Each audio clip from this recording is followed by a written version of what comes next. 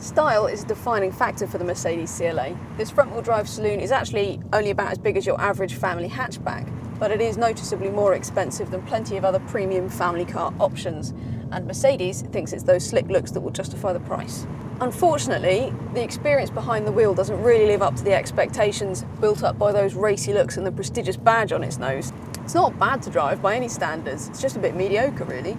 The automatic 7-speed gearbox is a particular frustration. It's very hesitant to pull away from a standstill. It's a particular pain if you're trying to get into fast-moving traffic. Still, the 6-speed manual gearbox in this test car is pretty good actually, if a bit notchy, and there's a well-judged range of petrol and diesel engines, which aren't going to set any performance records, but they do combine efficiency and real-world pace pretty well actually. The steering's well weighted, it's got a nice feel to it, you've got lots of confidence in the car, there's plenty of grip and adequate body control.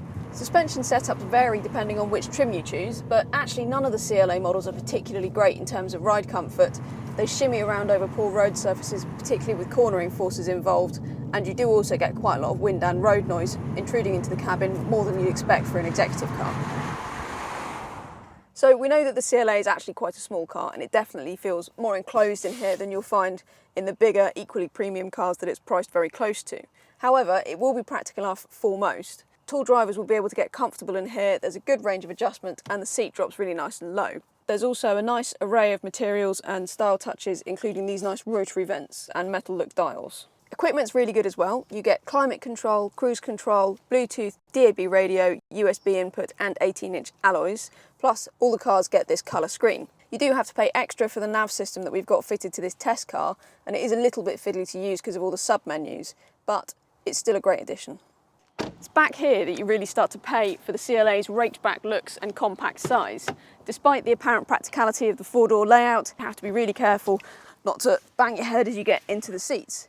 And when you are in here, you're still a bit tight for space, again because of the low roof, and also you could find your knees pressed against the seat in front if you're sat behind a long-legged driver.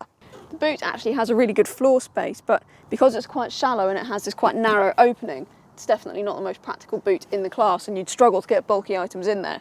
If you do want to get any bigger items in, then you can at least drop the seats.